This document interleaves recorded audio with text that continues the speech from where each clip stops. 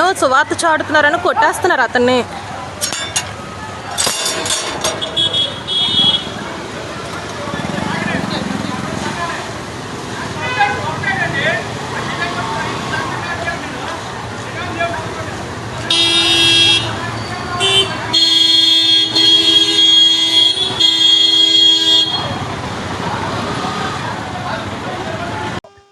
BWC ఛానల్కి మరొకసారి స్వాగతం.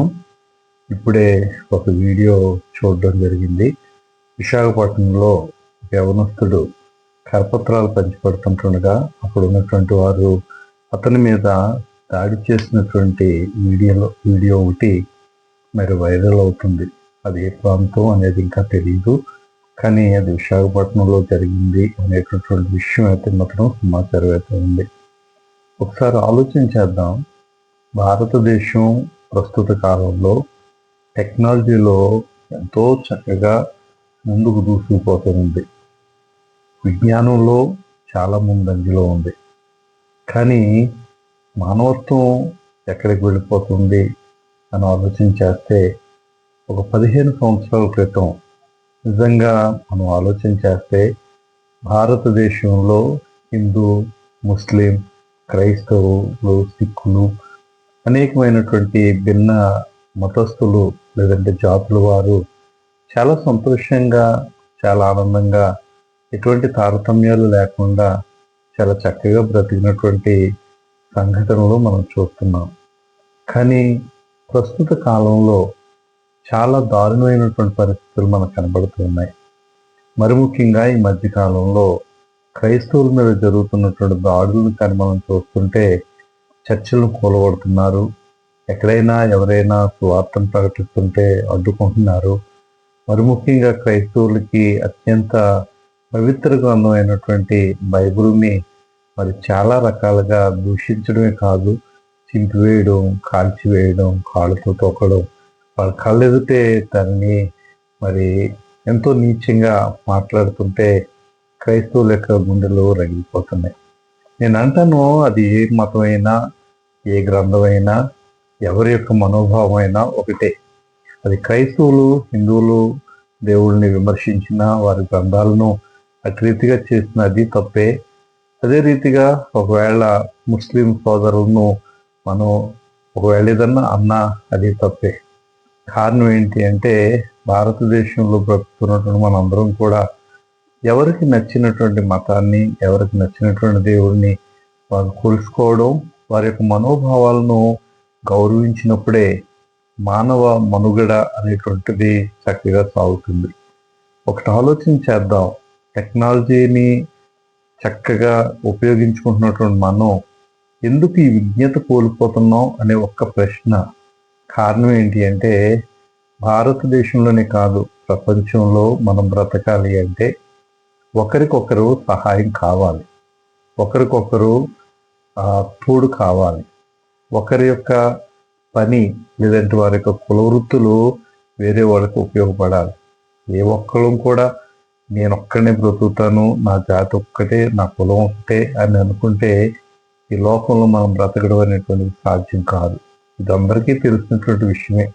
ఉదయం లెగిస్తే ఒకరి యొక్క ముఖాలు ఒకరు చూసుకోవాలి, ఒకరు సహాయం ఒకరు పొందుకోవాలి. ఎవరు ఎక్కడ ఉన్నప్పటికీ కూడా మనందరం కూడా కలిసి జీవించినప్పుడే అది చక్కగా ఈ సమాజానికి ఒక చక్కని సందేశాన్ని మనం ఇవ్వగలం అని నేను నమ్ముతున్నాను. అయితే ప్రస్తుత దినాల్లో జరుగుతున్నటువంటి పరిస్థితులను కానీ మనం ఒకసారి చూస్తే నిజంగా భారతదేశం ఎక్కడికి వెళ్ళిపోతుంది, భారతదేశానికి ఉన్నటువంటి రాజ్యాంగం ఏమైపోతుంది, నిజంగా చాలా భయంకరమైనటువంటి పరిస్థితులు. ఒకసారి ఆలోచించేద్దాం. ఇది ఎవరిని విమర్శించడానికో లేదా ఎవరినో సపోర్ట్ చేయడానికో చేస్తున్నటువంటి వీడియో కాదు.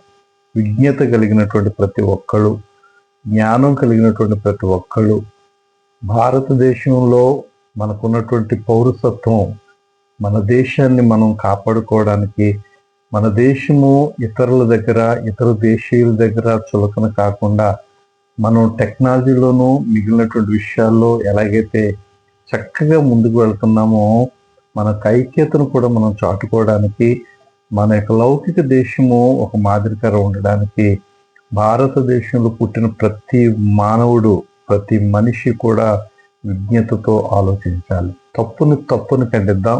అది ఎవరు చేసినా, ఏ మతస్థులు చేసినా, ఎవరు కించపరుచుకున్నా, ఏం చేసినా అది మనం ఖండించాలి. అట్ ద సేమ్ టైం ఎవరి మనోభావాలు దెబ్బతినకుండా మనం ఆలోచన చేసి మనం దీనికి ఒక పరిష్కారం అనేటువంటిది మనం చూపాలి. ఈరోజు మనందరం కూడా ఇంత చక్కగా జీవించగలుగుతున్నామంటే ఎక్కడా లేనటువంటి ఒక బలమైనటువంటి రాజ్యాంగం మనకు ఉంది, చట్టాలు మనకున్నాయి. రాజ్యాంగంలో మనం చూసినప్పుడు ఆర్టికల్ 14, 15, 16, 17, 18 ఈ యొక్క రాజ్యాంగంలో భారతదేశంలో ఉన్నటువంటి పౌరులకు ఇచ్చినటువంటిది ఏంటి అంటే, ఈ హక్కు ప్రకారంగా స్వేచ్ఛ, సమానత్వం అనేటువంటివి భారతదేశంలో ఉన్నాయి. అంటే భారతదేశంలో పుట్టిన ప్రతి ఒక్కళ్ళు కూడా స్వేచ్ఛగా, స్వతంత్రంగా జీవించవచ్చు. ఎవరిని కూడా మనం తక్కువ చేయవలసినటువంటి అవసరం లేదు. చదువుకున్నవాడే కావచ్చు, చదువులేని వాడే కావచ్చు, కూలివాడే కావచ్చు, ఉద్యోగస్తుడే కావచ్చు. ఎవరికి స్వతంత్రత వాళ్ళకు ఉంది, ఎవరికి స్వతంత్రతతో వాళ్ళు బ్రతకొచ్చు. రెండవది మనం చూస్తే ఆర్టికల్ 19, 20, 21, 22 చూస్తే స్వతంత్రపు ద్వారా మనకు కలుగుతున్నటువంటి హక్కును కానీ చూస్తే ప్రతి మానవుడు ఈ హక్కుని కలిగి ఉన్నాడు. ఏంటి అంటే వాక్ స్వతంత్రపు హక్కు. మనకి తెలిసినటువంటి దాన్ని, లేదా మనం ఏదైతే గ్రహిస్తున్నామో, లేదా ఏదైతే మనము చెప్పాలనుకుంటున్నామో అది ధైర్యంగా చెప్పేటటువంటి, మన మనసులో ఉన్నటువంటి భావాన్ని చెప్పుకునేటటువంటి హక్కు భారతదేశ రాజ్యాంగం మనకు కల్పించింది. మరి ఇలాంటి హక్కులు మనకి ఉన్నప్పుడు మరి ఎందుకు ఇలాంటివి జరుగుతున్నాయని మనం ఒకసారి ఆలోచన చేస్తే, వీటితో పాటు మరొక ఆర్టికల్ కూడా మన ముందు ఉంది. భారతదేశంలో ఉన్నటువంటి రాజ్యాంగంలో ఆర్టికల్ 25, 26, 27, 28 కానీ చూస్తే సెక్యులర్ సూత్రాలను స్థాపించబడిన ఉద్దేశాలు ఇవి. భారతదేశ రాజ్యాంగం ప్రకారంగా భారతదేశంలో ఉన్న అన్ని మతాలు సమానము. ఏ మతము ఇతరులపై ప్రాధాన్యతను కలిగి లేదు. ప్రతి పౌరుడు తన ఇష్టానుసారమైనటువంటి మతాన్ని అవలంబించవచ్చు. స్వేచ్ఛ కల్పించబడింది. పౌరులు తమ మతమును గూర్చి ఉపన్యాసం చేయవచ్చు, అవలంబించవచ్చు, మత వ్యాప్తి కొరకు పాటుపడవచ్చు. ఇది చాలా ప్రాముఖ్యమైనటువంటి. ఈరోజు ఎవరికి వాళ్ళు నువ్వు నీ మతాన్ని, లేదంటే నువ్వు నమ్మినటువంటి గ్రంథాన్ని నువ్వు చెప్పొద్దు అనడానికి ఎవరికి సరిపోవు. లేదా నువ్వు ఫలానా దేవుడిని నువ్వు పూజించొద్దు అని చెప్పడానికి కూడా సరిపోం. లేదు, ఎదుటి వాళ్ళు ఎవరైనా సరే వారికి ఇష్ట దైవాన్ని వాళ్ళు పూజిస్తున్నప్పుడు మనం వాళ్ళని విమర్శించడం కూడా తగం. భారతదేశంలో ఉన్నటువంటి రాజ్యాంగంలో ఉన్నటువంటి హక్కులు, అది హిందువులకి, ముస్లింకి, క్రైస్తవులకి, జైనులకి భారతదేశ పౌరసత్వం అంటే భారతదేశంలో పుట్టిన ప్రతి మానవుడికి కూడా కల్పించబడుతున్నటువంటి హక్కు. 18 సంవత్సరాలు నిండినటువంటి పౌరుడు వాడికి నచ్చినటువంటి మతాన్ని అవలంబించవచ్చు, వాడికి నచ్చినటువంటి దేవుడిని వాడు పూజించవచ్చు. నువ్వెందుకు ఇలా చేస్తున్నావు, నువ్వెందుకు ఇది జరిగిస్తున్నావు అని చెప్పే హక్కు ఎవరికి కూడా లేదు. ఇది చాలా చాలా ప్రధానమైనటువంటి. అయితే నేను ఎందుకు ఈ వీడియో చేయడం జరుగుతుంది అంటే, విశాఖపట్నంలో జరిగినటువంటి సంఘటన ఒకటే కాదు. ఈ మధ్య కాలంలో ఒక్కసారి మతాలను పక్కన పెడదాం, దేవుళ్ళని పక్కన పెడదాం, కులాలను పక్కన పెడదాం, భారతీయులుగా మనం ఆలోచించేద్దాం. భారతీయులుగా మనం ఎలాంటి పరిస్థితుల్లో మనం ఉన్నామో ఆలోచించేద్దాం. ఇది అందరి సమస్యగా భావించి మనం చూద్దాం. కారణం ఏంటో నేను ఒక మాట చెప్పిన, పచ్చకమలోడికి లోకం అంతా పచ్చగా కనపడుతుందని మన పెద్దలు చెప్తున్నారు. నాలో ఒకవేళ ఎదుటివారి ఎడల, లేదంటే ఇతరు మతస్థుల ఎడల, దేవుడి ఎడల చులకన భావంతో నేను ఉంటే, నేను ఎవరిని చూసినా ఎక్కడ చూసినా అదే భావం కలుగుతుంది. అలాగే నేను రియాక్ట్ అవుతూ ఉంటాను. కానీ మంచి మనసుతో మనందరం ఒక్కటే, మనందరం కూడా భారతీయులమే. మనం చదువుకున్నప్పుడు మనం చెప్పేటటువంటి ఆ ప్రతిజ్ఞ కూడా ఒకసారి జ్ఞాపకం చేస్తాను. తెలియదని కాదు, కానీ ఎందుకో చెప్పాలి. భారతదేశం నా మాతృభూమి, భారతీయులందరూ నా సహోదరులు. మనం అందరం కూడా ఒకరికొకరు సహోదరులే. కానీ మన యొక్క ఇష్టాలు, మన యొక్క నమ్మకాలు వేరు కావచ్చు. చూడండి, ఒకసారి మనం ఆలోచించేద్దాం. ఒక ఇంట్లో ఒక తల్లి, తండ్రి, ఒక నలుగురు లేదంటే ఒక 5గురు అన్నదమ్ములు, అక్క చెల్లెలు ఉన్నారు అనుకోండి. ఒకే రక్తం పంచుకు పుట్టినటువంటి వాళ్ళే. కానీ వాళ్ళ అభిరుచులు వేరు, ఆలోచనలు వేరు, ప్రవర్తన వేరు, పద్ధతులు వేరు, వాళ్ళ పోలికలు వేరు, వాళ్ళ రంగు వేరు, వాళ్ళకు ఉన్నటువంటి స్వభావం కూడా వేరు. అదేంటి, ఒకే తల్లి కడుపున ఒకే ఇంట్లో పుట్టారు కదా, అందరూ ఒక రకంగా ఉండాలి అంటే అది సాధ్యమైనటువంటిది కాదు. భారతదేశంలో ఉన్నటువంటి మన పరిస్థితి కూడా అంతే. మనం ఒక నియమము లేదంటే ఒక నిబద్ధత కలిగినటువంటి వారు కనుక మనం ఆ దృష్టితో చూస్తే నిజంగా ఇలాంటి సమస్యలు రావని నా ఉద్దేశం. ఇది ఎంతమంది దీనిని సపోర్ట్ చేస్తారో, ఎంతమంది విమర్శిస్తారో అని కాదు, కానీ ఎందుకో చెప్పాలి కాబట్టి ఒక భారతదేశ పౌరుడిగా నేను నా బాధ్యతను నిర్వర్తిస్తున్నాను అని నా మనస్సాక్షి చెప్పడం బట్టి నేను దీన్ని చెప్పాలనుకుంటున్నాను.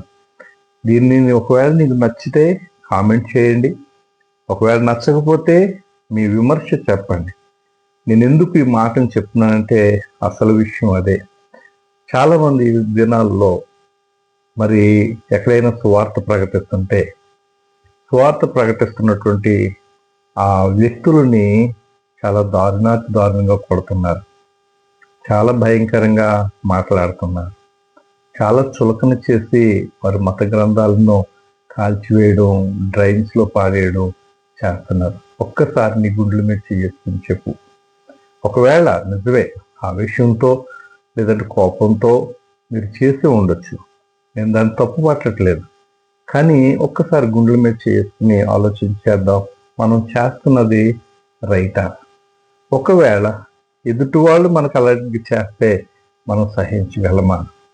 కారణం వాళ్ళు చెప్తున్నారు, చాలా మంచిగా చెప్పవచ్చు. ఒకవేళ మీకు ఇష్టం లేదు, పిలిచి నాన్న ఇక్కడ వద్దు, మాకు ఇష్టం లేదు, మనందరం కూడా సహోదరులను, నువ్వు ఇక్కడి నుంచి వెళ్ళిపో అని చెప్పవచ్చు. కానీ మ్యాన్ హ్యాండ్లింగ్ అనేటువంటిది ఎందుకో అది మంచి పద్ధతి కాదేమో అనేది నా ఉద్దేశం. కారణం మన ఇంట్లో ఎవరైనా తప్పు చేస్తే మొదటగా మనం గద్దిస్తాం, అది నచ్చకపోతే మనం చెప్తాం, దాన్ని సరి చేసుకుంటాం. ఒకవేళ నిజంగా అక్కడ సమస్య ఉంది, మనకు రాజ్యాంగం కల్పిస్తున్నటువంటి పోలీస్ డిపార్ట్మెంట్ ఉంది, తీసుకువెళ్ళండి, ఇదిగోనండి ఇక్కడ ఇలాంటి న్యూసెన్స్ చేస్తున్నారు అని చెప్పి వాళ్ళ మీద కేసు పెట్టవచ్చు. కానీ చట్టాన్ని మన చేతుల్లో తీసుకుని, ఇది ఎందుకు నేను ఈ మాటను చెప్తున్నాను అంటే ఈరోజు అదే జరగవచ్చు. దీనివల్ల మన సమాజంలో బ్రతుకుతున్నటువంటి మనం విద్వేషాలు, ఉక్రోషాలు, పగలు, ప్రతీకారాలు మనలో రగిలి భవిష్యత్తు ఎలా ఉంటుందో అనే భయం, ఆ భయంతోనే నేను మాట్లాడుతున్నా. దయచేసి విజ్ఞత కలిగినటువంటి ప్రతి ఒక్కరు కూడా, జ్ఞానం కలిగినటువంటి ప్రతి ఒక్కరు కూడా, రాజ్యాంగం తెలిసినటువంటి ప్రతి ఒక్కరు కూడా, టెక్నాలజీతో పోటీ పడుతున్నటువంటి ప్రతి ఒక్కరు కూడా మన సమయాన్ని వృధా చేస్తున్నామేమో ఇలాంటి విషయాల వల్ల. మన భారతదేశం యొక్క సార్వభౌమత్వాన్ని మనమే చేతులారా పాడు చేస్తున్నామేమో, ఒక చక్కని వాతావరణాన్ని కలుషితం చేస్తున్నామేమో. ఇది రానున్న తరాలకి మనం ఏ సందేశం ఇస్తాము అనేటువంటిది మనం ఆలోచన చేయాలి. ఆనాడు గాంధీ మహాత్ముడు తన స్వార్థం గురించి, స్వతంత్రం గురించి ఆలోచించకపోతే ఈరోజు మనకు స్వతంత్రం లేదండి. ఆ రోజు వాళ్ళు చేసినటువంటి త్యాగాలు, తీసుకున్నటువంటి నిర్ణయాలు ఈరోజు మనం అనుభవిస్తున్నాం. రేపటి తరానికి మనం ఏమిద్దాం? పగలిద్దామా? ప్రతీకారాలు ఇద్దామా? కొట్టుకోండి, తిట్టుకోండి, చంపుకోండి, ఎదుటి వారిని కించపరుచుకోండి, ఎవరితోనూ సంబంధాలు లేకుండా మనమే బ్రతుకుదాం అనేటటువంటి సందేశాన్ని ఇద్దామా? ఒకసారి ఆలోచన చేయండి. ఒకసారి మనం విజ్ఞతతో ఆలోచించేద్దాం. ఒక మంచి వాతావరణాన్ని ఇవ్వాలి అంటే ఇది మనలోనే ఉంది, మనతోనే ఉంది. నేను మరలా చెప్తున్నాను, ఎవరిని సపోర్ట్ చేసి లేదంటే ఎవరిని వ్యతిరేకించి విమర్శించి నేను మాట్లాడట్లేదు. ఒక్కసారి ఆలోచించేద్దాం. దీనికి పరిష్కారం ఉంది కాబట్టే, చట్టాలు ఉన్నాయి కాబట్టే భారతదేశంలో మనకి కల్పించబడినటువంటి హక్కుల్ని మనం కాపాడుకోవడంలో మనం ఎంత వెనకబడి ఉన్నాము అనేటువంటి విషయాన్ని మనం తెలుసుకుని మనకు ఆ ఇబ్బందికరమైనటువంటి పరిస్థితులను కూడా ఎలా పరిష్కరించుకోవాలో అనేటువంటి చట్టాలు కూడా మనకు ఉన్నాయి. కనుక దానిని ఆ మార్గంలో మనం పరిష్కరించుకుంటే నిజంగా ఈరోజు మనం చక్కని వాతావరణానికి పునాదిని వేస్తామేమో అనే ఒక భావన కలిగి ఈ వీడియో చేయడం జరుగుతుంది. కాబట్టి ఒక్కసారి ఆలోచించేద్దాం. ఏమో ఒక్క గాంధీ మహాత్ముడు ఆ రోజు తన తలపెట్టినటువంటి స్వతంత్రపు ఉద్యమం చాలా మందిని కదిలించింది, భారతదేశానికి స్వతంత్రానికి కారకులయ్యారు.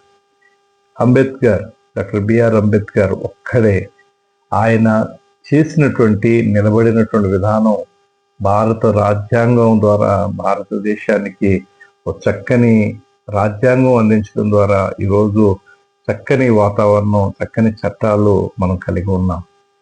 ఈరోజు ఈ యొక్క వీడియో చూస్తున్నటువంటి మిమ్మల్ని నిజంగా ఆలోచింప చేస్తే నేను నమ్ముతున్నాను ఇది ఒక పునాది, ఒక అడుగు వేద్దాం. నేను సైతం ఒక అడుగు వేయడానికి సిద్ధం. నేను సైతం ఈ సమస్యను పరిష్కరించడానికి ఒక అడుగు వేయడానికి సిద్ధం.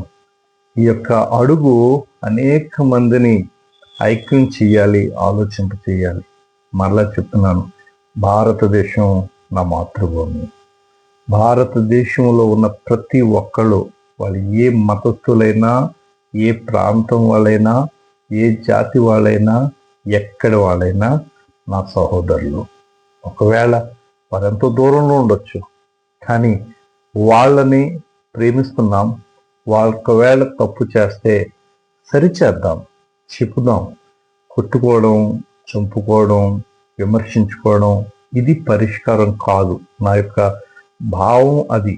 అంతే తప్ప నన్ను దయచేసి అపార్థం చేసుకోవద్దని 2 చేతులు జోడించి మిమ్మల్ని వేడుకుంటున్నాను. ఒక్కసారి విజ్ఞతతో ఆలోచించేద్దాం. రెండో విషయం,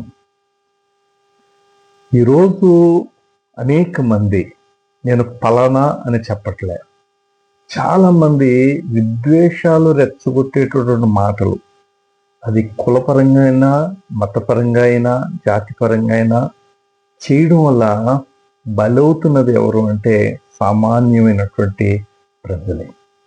సామాన్యమైనటువంటి ప్రజలే. నాయకుడు ఎప్పుడు కూడా సేఫ్ జోన్లో ఉంటాడు. చెబుతాడు, రెచ్చగొడతారు, నడిపిస్తారు. చూడండి, ఒక చిన్న ఉదాహరణ నేను చెప్తాను. పూర్వకాలం రాజులు రాజ్యాన్ని వెళ్ళేటప్పుడు ఇతర రాజులతో వాళ్ళకి తగాదాలు వస్తే యుద్ధాన్ని ప్రకటించేవారు. యుద్ధం ప్రకటించేది రాజు, దానికి ప్రణాళిక సిద్ధం చేసేది మంత్రి, దాని కొరకు సైన్యాన్ని సిద్ధం చేసేది సైన్యాధిపతి. వీళ్ళ ముగ్గురు ఎక్కడ కూర్చుంటారండి?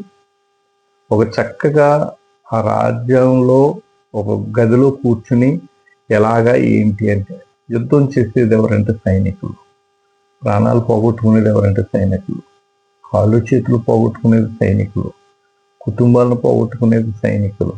నిజమే, వాళ్ళ దేశభక్తిని మనం తక్కువ చేసి మాట్లాడకూడదు. వాళ్ళే కానీ ఆ యొక్క ప్రాణాలు త్యాగం చేయకపోతే, అవయవాలు త్యాగం చేయకపోతే, కుటుంబాలను త్యాగం చేయకపోతే రాజ్యాలు నిలబడవు. కానీ నేను అనేది ఒక్కసారి విజ్ఞతతో ఆలోచన చేయండి.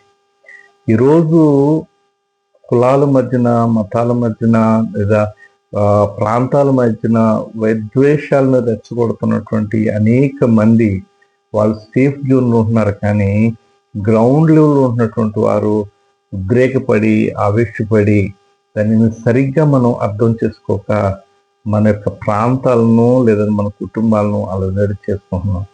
నేను ఒక్కటే నమ్ముతాను, నిజంగా ఈరోజు ఆ క్రైస్తవ సహోదరుని కొట్టినటువంటి ఆ వ్యక్తి ఇంటికి వెళ్ళి నిజంగా కానీ ఆయన పూజించే దేవుడి దగ్గర, భగవంతుడి దగ్గర కూర్చుని ప్రశాంతంగా దండం పెట్టుకుని ఆయన తన యొక్క భావాన్ని చెప్పగలడా? ఒక్కసారి ఆలోచించండి. అది మనమైనా అంతే. కారణం ఏంటంటే ఆవేశంతో చేసే ఏ పనైనా సరే అనర్థమే తప్ప ఉపయోగకరం కాదు. కనుక ఒక్కసారి నా భారతదేశంలో ఉన్నటువంటి నా సహోదరులను చేతులెత్తి నేను బ్రతిమలాడుతూ నేను కోరుతున్నాను, ఒక్కసారి విజ్ఞతతో ఆలోచన చేయండి. ఒకవేళ మీకు నచ్చలేదు చెప్పండి. ఒకవేళ వినలేదు పోలీస్ కంప్లైంట్ ఇవ్వండి, లేదంటే చట్టపరంగా వాళ్ళ మీద చర్యలు తీసుకోండి. దయచేసి ఎదుట మతస్థులను, ఎదుట కులస్తులను, ఎదుటి వారి యొక్క మనోభావాలను దెబ్బతీసే విధంగా, అది క్రైస్తవులే కానీ, ముస్లింలే కానీ, హిందువులే కానీ, దయచేసి మనం దానికి ఫుల్ స్టాప్ పెడదాం, దానికి ముగింపు పలుకుదాం. భారతదేశము వికసిస్తున్న భారతదేశం. ఆ వికసిస్తున్న భారతదేశంలో ఆ కలుపు మొక్కల్ని తీసివేసి మనం అందరం కూడా వికసిత భారతదేశంలో మన పాత్ర, మన బాధ్యతను మనం చేసి మన యొక్క జాతిని, మన భవిష్యత్తు తరాలకి ఓ చక్కని భారతదేశాన్ని అందించాలని నా ఆశ. అందరికీ వందనాలు.